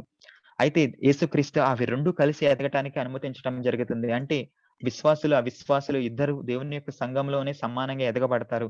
కాకపోతే కోత సమయం వచ్చే సమయానికి దేవుని విత్తనం నుండి పుట్టిన వారు ఫలిస్తారు. వారు వారు వారు మంచిగా గోధుమలు ఫలించి దేవుని యొక్క రాజ్యానికి చేరబడతారు. అయితే దేవుని విత్తనం నుండి పుట్టిన వారు కలుపు మొక్కలుగా ఉండి కట్టలుగా కట్టి అగ్నిలో వేయబడతారు. వీటి యొక్క వివరణ మత్తయి 13 అధ్యాయం 37-39 వచనాల్లో ఉంటుంది. అది మీరు చదవటం వల్ల ఈ యొక్క పంట కాలం అంటే ఏమిటి? కోత కాలం అంటే ఏమిటి? ఇది యుగాంతాన్ని సూచిస్తుంది. అంటే దేవుని యొక్క రెండో రాకడని సూచిస్తుందని చెప్పటం జరుగుతుంది. అదే విధంగా 2000 సంవత్సరాల క్రితం నేటికి 2 సంవత్సరాల క్రితం నేటికి అర్థం కాని విషయాలు బైబిల్ గ్రంథంలో 2000 సంవత్సరాల క్రితం యేసుక్రీస్తు ప్రవచించిన వచనాలు బైబిల్‌లో విషయాలు ఇప్పటికి నేటికి అర్థం కాని విషయాలు చాలా మందికి ఉన్నాయి. అవన్నీ మనం తెలుసుకోవాలి. అవన్నీ ఏ విధంగా నెరవేరుతాయి అనేది మనం తెలుసుకొని ఉంటే అప్పుడు మనం కోతకాల సమయానికి సిద్ధంగా ఉంటాము. అప్పుడు మనం దేవుని రాజ్యానికి చేరుకునే నిజమైన పంటగా దేవుని విత్తనం నుండి పుట్టిన వారిగా ఉంటాము. అంతే కాకుండా వీటిని తెలుసుకోలేకపోతే దేవుని యొక్క వాక్యాన్ని మనం తెలుసుకోలేకపోతే విశ్వాసంలోనే ఉంటూ మనం దేవుని సంఘంలోనే ఉంటూ కలుపు మొక్కల వలె ఉంటాము. మనం ఫలించలేము. దేవుని యొక్క విత్తనాలు ఫలించగలవు. కలుపు మొక్కలనేవి చెడు విత్తనాలు. అవి సరైన ఫలాన్ని ఇవ్వలేవు. కాబట్టి బైబిల్‌లో ఉన్న ఈ వాక్యాలను సరిగ్గా వినటము, నేర్చుకోవటం ద్వారా మనం ఫలించగలిగే వారిగా ఉంటాము. ఈ యొక్క విషయంలో ఫలించటం ద్వారా ప్రకటన 14 అధ్యాయంలో మీరు చూసినట్లయితే వారంతా సీలు వేయబడి ఉంటారు. వారు సీయోను పర్వతం మీద ఉండే 1,44,000 మంది మరియు మత్తయి 13 అధ్యాయంలోను ఈ యొక్క విషయాల గురించి వివరంగా చెప్పటం జరుగుతుంది. మత్తయి 13కి ప్రకటన 14లో ఉన్న ఈ యొక్క ఇద్దరు వ్యక్తులకి సంబంధం ఉంటుంది. వీరు పరలోక రాజ్యానికి చేరి దేవుని చిత్తాన్ని నెరవేర్చేవారు. కాబట్టి కొత్త నిబంధన సారాంశం ఏమిటంటే మనం కొత్త నిబంధనలో ఉన్న ప్రవచనాలను వాటి యొక్క నెరవేర్పును అర్థం చేసుకోవాలి. వాటి యొక్క వాస్తవాలను తెలుసుకోవాలి. ఇది యేసుక్రీస్తు మనకి రెండో రాకడకి సిద్ధంగా ఉండటానికి ఇచ్చిన నిబంధన. ఆ నిబంధనను పాటించాలి. ఏ విధంగా అయితే ఇజ్రాయేల్ ప్రజలు ఈజిప్ట్ నుండి వచ్చేటప్పుడు దేవుని యొక్క నిబంధనను పాటించలేదో, దేవుని యొక్క వాగ్దానాలను పాటించక వారు ఏ విధంగా నాశనం అయ్యారో, మరి మనం ఆ విధంగా ఉండకూడదు. మనకిచ్చిన ఈ యొక్క నూతన నిబంధన పాటించే వారిగా ఉండాలి. దేవుని యొక్క విత్తనాన్ని మనలో కలుపుకొని ఉండాలి. మనం దేవుని యొక్క రాజ్యానికి చేరుకుని మనమంతా కొత్త సృష్టిగా, కొత్త భూమి, కొత్త ఆకాశానికి చెందిన వారసులుగా ఉండాలి. చెడిపోయిన వాటిలో మనం ఉండకూడదు. మన యొక్క పాత అలవాట్లు, పాత విశ్వాసంలో మనం కలిసి ఉండకూడదు. దేవుని యొక్క రాజ్యంలో కలిసి ఉండాలి. తద్వారా మన యొక్క దేవుని యొక్క చిత్తాన్ని నెరవేర్చగలము. మరియు ఈరోజు కూడా యేసు చెప్పినట్లే దేవుడి సంతానంలో పుట్టిన వారు దేవుని బిడ్డలు. అందుకే దేవుడు దేవుడు పరలోక రాజ్యానికి ఇక్కడికి వస్తాడని, అక్కడే దేవుని పిల్లలు ఉంటారని, వీళ్ళంతా దేవుని సంతానంతో పుడతారని చెప్పడం జరిగింది. కాబట్టి వారంతా దేవుడి బిడ్డలు. ఇది మనం కాదనలేనిది. కాబట్టి దేవుని మాట వినటం అంటే మన హృదయాల్లోకి దేవుని బీజం ప్రవేశించిందని అర్థం. మన హృదయాల్లో ఉంచబడుతుంది. అదే విధంగా యోహాను 10వ అధ్యాయం 35వ వచనాన్ని మీరు చూసినట్లయితే, ఈ యొక్క ఏ విధంగా అయితే దేవుని యొక్క నిజాన్ని దేవుని యొక్క రాకడ గురించి వీటిని గురించి సాక్ష్యం ఇస్తున్నాయి. ఏ విధంగా అయితే దేవుని నుండి పుట్టిన వారు దేవుని యొక్క క్రియలు చేస్తారు. వారు దేవుని యొక్క రాజ్యంలో ప్రవేశించగలరు. వారు సాతానికి సంబంధికులు కారు. వారు దేవుని యొక్క వాక్యాలను మాత్రమే కలిగి ఉంటారు. ఈరోజు మనమందరం దేవుని యొక్క వాక్యాన్ని వింటున్నాం. అంటే మనమందరం కూడా దేవునిలో భాగం మాత్రమే. దేవునిలో భాగంగా ఉంటాము.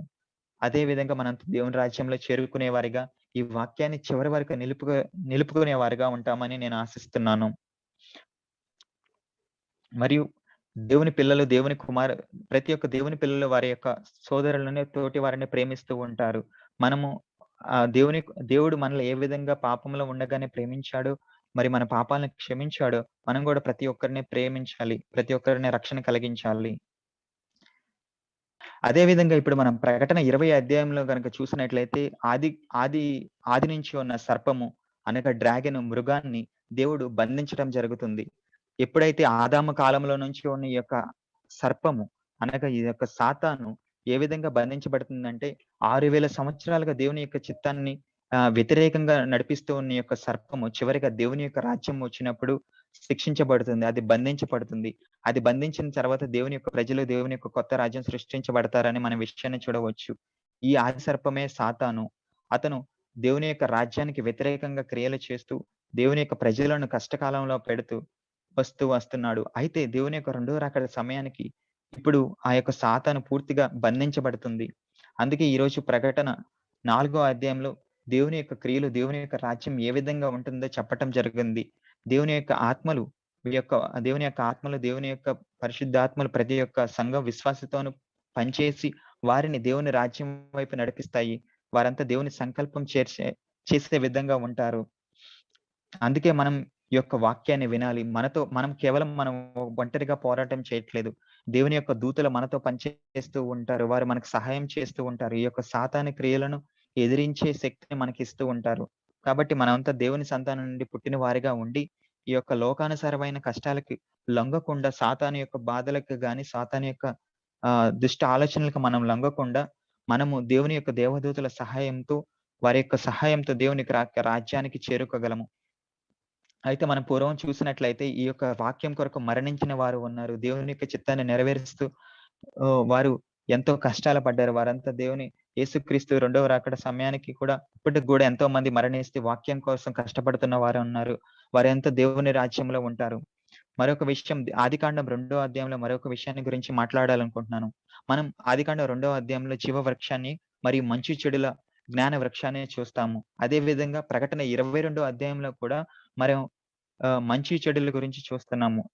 ప్రకటన 22వ అధ్యాయంలో చెప్పిన జీవ వృక్షం మళ్ళీ కనిపిస్తుంది. ఈ చెట్టుకి ఇరువైపులా గొప్ప స నది స నది 2 నదులు ప్రవహిస్తాయని, ఆ యొక్క నీటిని స్వీకరించటం ద్వారా ఆ యొక్క చెట్లు నిత్యం ఫలిస్తూ ఉంటాయని చెప్పటం జరుగుతుంది. ఆ యొక్క చెట్లు ఫలాలు తిన్నవారు నిత్య జీవాన్ని, శాశ్వత జీవాన్ని కలిగి ఉంటారని చెప్పటం జరుగుతుంది. అంటే ఇది దేవుని యొక్క రాజ్యం అన్నమాట. దేవుని యొక్క రాజ్యంలో ఎవరైతే ఈ యొక్క చెట్ల ఫలాల నుండి ఎవరైతే ఈ యొక్క వాక్యాన్ని పొందుతారో నిజమైన చెట్టు యొక్క ఆధ్యాత్మిక అర్థాన్ని మీరు ఎప్పుడే తెలుసుకున్నారని నేను చెప్పగలను. చెట్టు అనగా మనం నూతనంగా ఏ విధంగా అయితే అంతరంగంగా జన్మించిన పాస్టర్ అని చెప్పుకోవచ్చు. ఈ యొక్క పాస్టర్ నుండి నిజమైన సత్య వాక్యాన్ని గ్రహించిన వారు ఆ వాక్యాన్ని సత్య వాక్యాన్ని కాబట్టి ఆ వాక్యాన్ని బట్టి వారు నిత్య జీవ మార్గాన్ని పొందగలరు. అదే విధంగా మంచి చెడుల జ్ఞాన వృక్షాన్ని మీరు ఆదికాండం 3 అధ్యాయం చూడవచ్చు. ఈ మంచి చెడుల జ్ఞాన వృక్షం అనేది సాతానికి సంబంధించిన వృక్షము. మనము సాతానికి సంబంధించిన వృక్షాన్ని తింటే ఆ ఫలాన్ని తినటం వల్ల ఆదాము, హవ్వకి మరణాన్ని సంభవించింది. వారు దేవుని యొక్క రాజ్యం నుంచి విసిరివేయబడ్డారు. కాబట్టి ఈ మంచి చెడుల జ్ఞాన వృక్షం అనగా ఏ విధంగా అయితే సాతానికి సంబంధించిన పాస్టర్ యొక్క వాక్యాలు వింటామో, ఏ విధంగా అయితే దేవునికి సంబంధించిన వ్యక్తి నుండి కాకుండా లోక సంబంధమైన వ్యక్తి నుంచి మనం వాక్యాన్ని వింటామో, ఆ వ్యక్తి మనల్ని దేవుని మార్గంలో నడిపించలేడు కాబట్టి మనం దేవుని రాజ్యాన్ని చేరుకోలేము. మనం ఆ విధంగా దేవుని యొక్క రాజ్యాన్ని చేరుకోకుండా దేవుని యొక్క దృష్టి నుంచి మనం మరలించబడతాము. కాబట్టి మనం మంచి చెడుల జ్ఞాన వృక్షం కాకుండా జీవ వృక్షం, నిజమైన పాస్టర్, నిజమైన సత్యమైన బోధనలు మాత్రమే మనం స్వీకరిస్తే మనము కూడా దేవుని రాజ్యంలో ఫలించే ఫలాలుగా ఉండగలము. ఇదే ప్రకటన 22 అధ్యాయంలో చెప్పటం జరుగుతుంది. ఈ యొక్క 12 ఈ యొక్క చెట్లు 12 నెలలు పూర్తిగా ఫలించటం జరుగుతుంది. అంతేకాకుండా వాటి యొక్క ఆకులు దేశాల స్వస్థత కోసం ఉపయోగించటం జరుగుతుందని చెప్పటం జరుగుతుంది. వాటిని ఆకులు నయం చేయటానికి ఉపయోగపడతాయని చెప్పటం జరుగుతుంది. ఈ యొక్క ఆకుల్లోనే మనము ఇవాంజలిస్ట్ అనగా సువార్తికుడు అని చెప్పడం జరుగుతుంది. ఈ యొక్క పాఠాలను మీరు ఇంతకు ముందే విన్నారని నేను విశ్వసిస్తున్నాను. కాబట్టి ఈ యొక్క పాస్టర్‌కి, ఈ యొక్క సువార్తికులకు సహాయం చేస్తారు. వారు దేవుని ఎవరైతే వాక్యం లేక నశిస్తున్నారో, ఎవరైతే వాక్యం కోసం ఆరాటంతో, ఆకలితో ఉన్నారో వారందరికీ వాక్యాన్ని బోధిస్తారు. వారంతా వాక్యంలో నడిచే విధంగా సహాయం చేస్తారు.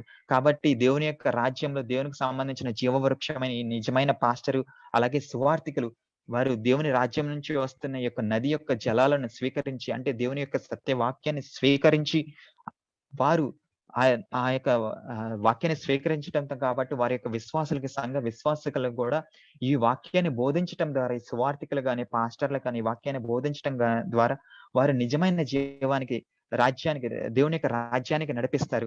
వారంతా నిత్యం ఫలిస్తూ ఉంటారు. వారంతా నిత్యం వారి యొక్క విశ్వాసాలను పెంచుకుంటూ ప్రతి నెల పెంచుకుంటూ ఉంటారు. వారికి ఎటువంటి మరణం ఉండదని చెప్పడం జరుగుతుంది. ఇదే నూతన జెరూసలేము అని దేవుని నుంచి స్వర్గం నుంచి వచ్చిన దేవుని రాజ్యం నుంచి దిగివచ్చిన నూతన జెరూసలేంగా చెప్పడం జరుగుతుంది.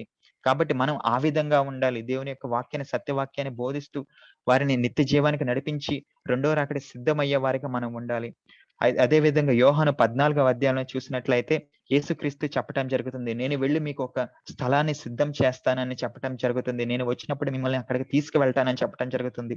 యోహాను 14వ అధ్యాయంలో చెప్పిన ఈ యొక్క నూతన జెరూసలేము ఇదే విధంగా మనం ఈ యొక్క పవిత్ర నగరమైన కొత్త జెరూసలేము మనం ఇది ప్రకటన 22లో చెప్పిన నూతన జెరూసలేం ఒకటే అని మనం చెప్పుకోవచ్చు. కాబట్టి ఆ పవిత్ర నగరానికి తిరిగి యేసుక్రీస్తు వస్తాడు కాబట్టి, యేసుక్రీస్తు శిష్యులు యేసు చనిపోయారు కాబట్టి, వారు ఆత్మలతో సజీవంగా ఉన్నారు. వారు ఆధ్యాత్మిక పరలోక రాజ్యాన్ని తీసుకువస్తారు. వారు మనకి సిద్ధం చేస్తూ ఉంటారు. కాబట్టి మన దేవుని యొక్క రెండో రాకడ సమయంలో అతను తిరిగి వచ్చే సమయానికి జెరూసలేం నగరానికి చేరుకునే విధంగా, అందుకి తగ్గట్టు సృష్టించబడే విధంగా మనం సిద్ధంగా ఉండాలి. దేవుని వాక్యంతో నింపబడి ఉండాలి. ఈ విధంగా మనం వాటి యొక్క అర్థాలను, వాటి యొక్క భావాలను తెలుసుకుంటూ మనంతా యేసు యొక్క మార్గంలో ఒకటిగా ఉంటామని, అదే విధంగా ఆ సమయానికి దెయ్యం సాతాను బంధించబడినందున దేవుడు అన్ని విషయాలపై పరిపాలించే కాలం వస్తుంది. సాతాను ఆ సమయంలో లోకంలో ఉండడు కాబట్టి, సాతాను బంధించబడుతుంది కాబట్టి, అప్పుడు కేవలం దేవుని యొక్క చిత్తమే నెరవేరుతుంది. దేవుని యొక్క రాజ్యం చేరుతుంది. క నేనిప్పుడు ఇక్కడ చేరుకున్న ప్రతి ఒక్క విశ్వాసులని నేను చెప్పగలను. వారి రెండో రాకడ సమయం కోసం యేసు యొక్క పరలోక రాజ్యం కోసం ఎదురు చూస్తున్నారని నేను చెప్పగలను. చాలా మంది ప్రజలు యేసు యొక్క మార్గం కోసం, యేసు యొక్క సువార్త కోసం రక్తాన్ని చిందించారు. ఎందుకంటే మనం దేవుని చిత్తం చేయాలని వారికి తెలుసు. వారు దేవుని చిత్తాన్ని చేయటానికి ఎంత కష్టమైనా ఓర్చుకున్నారు. తద్వారా మనం కూడా దేవుని యొక్క రాజ్యాన్ని చేరే విధంగా మన యొక్క శక్తినంతా కూడగట్టుకుని పని చేయాలి. దేవుని మాటలు నెరవేరే విధంగా మనం ఉండాలి. దేవుని వాక్యాలు జోడించటం లేదా తీసివేయకుండా ఉండి, పరలోక రాజ్యానికి ప్రవేశించే విధంగా మనం ఉండాలని మీతో ఖచ్చితంగా చెప్పగలను. ఆ విధంగా దేవుని యొక్క సృష్టిలో మనం భాగస్థులం కాగలం. ఇది కొత్త నిబంధన, ఇది దేవుని యొక్క కొత్త నిబంధన. ఈ యొక్క ప్రకటన వాక్యాలు ఈ ప్రకటన గ్రంథంలోని అన్ని వాక్యాలు అన్నీ మన హృదయంలో నమోదు చేయబడాలి. ఎందుకంటే ప్రకటన 1 అధ్యాయం 3 వచనంలో చెప్పటం జరుగుతుంది. ఎవరైతే ఈ వాక్యాలు చెప్తున్నారో కాకుండా, ఆ వాక్యాలు వినేవారు, గ్రహించేవారు ధన్యులు. వారి హృదయంలో ఉంచుకోవాలని చెప్పటం జరుగుతుంది. కాబట్టి మనకు ప్రకటన గ్రంథంలో చెప్పిన ప్రతి ఒక్క వచనాలను, వాటి యొక్క వాస్తవికతలను మనం మన యొక్క హృదయంలో నమోదు చేసుకోవాలి. తద్వారా మన పరలోక రాజ్యానికి చేరే విధంగా ఆ వాక్యాలు మనకి సహాయం చేస్తాయి. ఆ సమయంలో మనం శాశ్వత జీవితాన్ని పొందుతాము. అది యొక్క దేవుని రాజ్యంగా ఉంటుంది. సాతానికి ఎటువంటి అవకాశం ఉండదు. ఈ వాక్యాల ద్వారా మనము దేవుని యొక్క చిత్తాన్ని అర్థం చేసుకుంటామని, నేర్చుకోగలమని నేను విశ్వసిస్తున్నాను. మీకు ఇప్పటి వరకు జరుగుతున్న ప్రాథమిక విద్యలో గనక మీరు చూసినట్లయితే మీకు అందించే బోధకులు ప్రతి ఒక్క విషయాన్ని మీకు బోధకులు వివరంగా వివరించగలరు. ఇది 5W1H అనే మెథడ్ ద్వారా జరుగుతుంది. ఇది నెరవేర్పు. అంటే దేవుని యొక్క రాజ్యం ఏ విధంగా వస్తుంది? దేవుని యొక్క వాక్యమాన్ని ఎలా అర్థం చేసుకోవాలి? ఈ ప్రవచనాన్ని మనం ఏ విధంగా చదవాలి? ముందుగా ఈ ఉపమానాల యొక్క అర్థాలను ఏ విధంగా తెలుసుకోవాలన్న విషయాలను మీకు ప్రాథమిక విద్యలోను, అలాగే అటు తర్వాత ఇంటర్మీడియేట్ విద్యలోను నేర్పించటం జరుగుతుంది. కాబట్టి అందరూ కలిసి ఏకైక కుమారుడైన యేసుక్రీస్తు శిలువపై మనమంతా మనలో ఉన్న పాపాన్ని మరణం వేసి మనమంతా యేసుక్రీస్తు యొక్క ఏ విధంగా అయితే రెండవ రాకడలో ఏ విధంగా అయితే లేచాడో, అతని వాక్యంలో మనం కూడా లేచే విధంగా మన పాపాన్ని యేసుక్రీస్తు శిలువలో అంతం చేసేసి, దేవుని యొక్క మార్గంలో నడిచే విధంగా, దేవుని యొక్క దయతో మనం ఉండే విధంగా మనం జీవించాలని నేను కోరుకుంటున్నాను. ప్రతి ఒక్కరు ప్రకటన యొక్క వాక్యాలను, వాటి యొక్క ప్రవచనాల యొక్క వాస్తవికతలను అర్థం చేసుకోవాలని కోరుకుంటున్నాను. తద్వారా మనకి శాశ్వతమైన మార్గం ఉంటుంది. మనం దేవుని యొక్క చిత్తానుసారంగా జీవించగలము. మరియు ఆ విధంగా ఉండగలమని నేను ఆశిస్తున్నాను. ఈ విధంగా మనమంతా దేవునిలో కలిసి ఒక్కటిగా ఉండగలము. ప్రతి ఒక్కరు ఈ విధంగా ఉండే విధంగా, బైబిల్ యొక్క చిత్తాన్ని నెరవేర్చే విధంగా, దేవుని రాజ్యం ఏ విధంగా పరలోకంలో నెరవేరుతుందో, అదే విధంగా భూమిపై నెరవేరే విధంగా ఉండాలని నేను కోరుకుంటున్నాను. ఈ వాక్యాన్ని వింటున్న మీ అందరికీ సమయాభావం వల్ల నేను మీకు మరింతగా వివరించలేకపోయి ఉండవచ్చు. కానీ, మనం రాబోయే రాజ్యంలో మరంతగా కలుసుకొని, మరింతగా దేవుని వాక్యాన్ని నేర్చుకుందాము. దేవుని యొక్క చిత్తాన్ని నెరవేర్చుదాము. మనంతా కలిసి ఉందాము. మనంతా కలిసి ఒక కుటుంబంగా దేవుని రాజ్యాన్ని చేరుకుంటామని నేను ఆశిస్తున్నాను. అయితే ఇక్కడ చేరుకున్న పాస్టర్‌లు, అలాగే సంఘ విశ్వాసులందరికీ నేను ధన్యవాదాలు తెలియచేస్తున్నాను. మీరంతా ఎంతో విశ్వాసంతో ఉన్నారు. మీరంతా దేవుని రాజ్యం కొరకు ఎదురు చూస్తున్నారని నేను తెలుసు. మనమంతా కలిసి ఒకటిగా పనిచేద్దాము. మనం నేర్చుకుని మన యొక్క సంఘ కాపరులని ఈ మార్గంలో నడిపించాలని నేను కోరుకుంటున్నాను. అయితే ఈ యొక్క వాక్యము నేడు ప్రపంచవ్యాప్తంగా ప్రసారం చేయబడుతుంది. యూట్యూబ్ ద్వారా అందరికి చేకూర్చాలని, అందరూ నేర్చుకోవాలని మేము ఆశిస్తున్నాము. ఆ విధంగా మనం పరలోక రాజ్యానికి చేరుకోగలము. ఈ వాక్యాన్ని ఇక్కడ చేరుకున్న అందరికి మీకు మరొకసారి ధన్యవాదాలు నేను తెలియచేస్తున్నాను.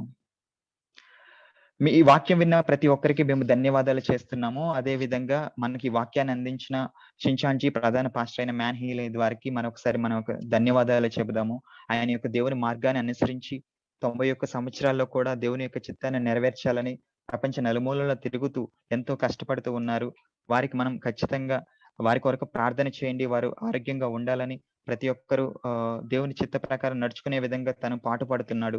అంతేకాకుండా ఈ యొక్క యుద్ధ సమయంలో ప్రపంచ శాంతికి చేకూర్చడానికి ఆయన ఎంతగానో కష్టపడుతున్నారు. ప్రతి ఒక్క దేశాలతోనూ సంప్రదిస్తూ, ఆ ఘర్షణకి కారణాలు కాకుండా ప్రతి ఒక్కరిని అధికారులని, లోకానుసారమైన అధికారులని కలుసుకోవటం జరుగుతుంది. ఈ విధంగా వారు బైబిల్ ప్రకారం శాంతిని ఏర్పరచడానికి ఎంతో కష్టపడుతున్నారు.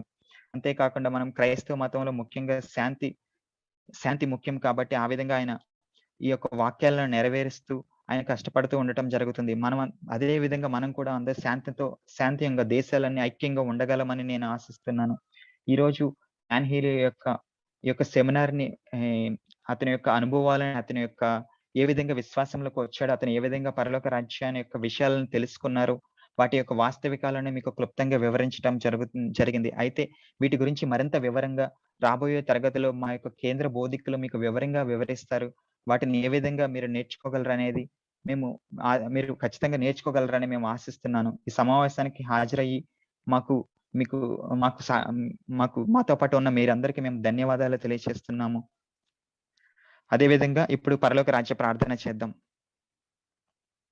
పరలోకంలో ఉన్న మా యొక్క తండ్రి, నీ రాజ్యము వచ్చును గాక. నీ చిత్తము పరలోకంలో నుండి నెరవేరినట్టు భూమిపై నుండి నెరవేరును గాక. నానాటికి కావలసిన మా అనుదిన ఆహారము నేడు మాకు దయచేయండి. మా యందు అపరాధం చేసిన వారిని మేము క్షమించి ఉన్న ప్రకారము మా అపరాధములను క్షమించండి. మేము శోధనలోకి పడిపోకుండా కీడు నుండి రక్షించండి.